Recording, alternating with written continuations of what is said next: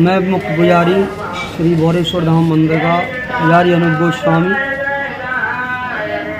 सावन से ही सोमवार स्टार्ट हुआ अपना, और सावन में ही सोमवार को ही समापन है अपना।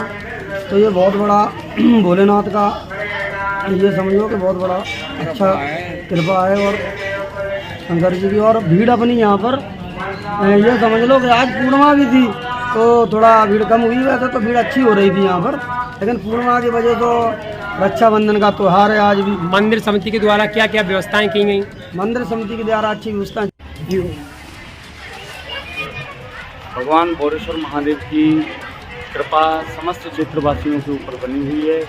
उसी प्रकार से जब मैं बाल्यावस्था में भोरेश्वर महादेव के दर्शन करने के लिए आता था, उसी समय से मेरा एक लगाव भोरेश्वर महादेव से हुआ, और उसी समय से मेरा मन ये कहता था यहाँ पर कोई धर्म का आयोजन किया जाए, अभिषेक किया जाए, सुंदर कथाएं हों, सत्संग हों, साधु संत आएँ, ब्राह्मण आएँ। उसी क्रम में मेरा प्रयास प्रतिवर्ष रहा, और आज इस आयोजन को 5वां वर्ष है।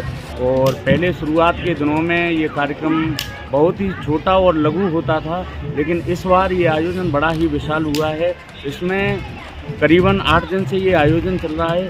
इसमें 1000 लोगों ने अभिषेक किए हैं, और समस्त क्षेत्रवासी यहाँ पर एकत्रित होकर के शिव महापुराण की कथा श्रवण करते रहे, और नित्य ही प्रसाद इत्यादि की इस आयोजन में व्यवस्था रही। रुद्राक्ष भी बांटे गए, सभी के कल्याण के लिए अभिमंत्रित जल भी वितरण किया गया। आपने जैसा कि हमसे पूछा कि इस कथा के श्रवण का फल क्या है, तो सबसे बड़ा फल तो यही है भैया, शिव का मतलब ही होता है कल्याण। तो जो कल्याण करने वाला ग्रंथ है वो शिव महापुराण है, और ऐसे शिव महापुराण का वाचन भोरेश्वर धाम पर हो रहा है। तो जैसे एक गंगा जब काशी और हरिद्वार का स्पर्श कर लेती है तो वो और ज़्यादा प्रभावशाली, महत्वशाली और फलदायी हो जाती है, उसी प्रकार से शिव महापुराण की कथा यदि श्रावण के महीने में, उसमें भी यदि सोमवार के दिन में अभिषेक और कथा यदि हमको सुनने को प्राप्त हो जाए तो ये हमारे जीवन का परम सौभाग्य माना जाता है। और भगवान भोलेनाथ प्रसन्न होकर के समस्त ग्रह बाधा दूर करके उसका कल्याण करते हैं, और दिनों दिन उस व्यक्ति की तरक्की होने लगती है।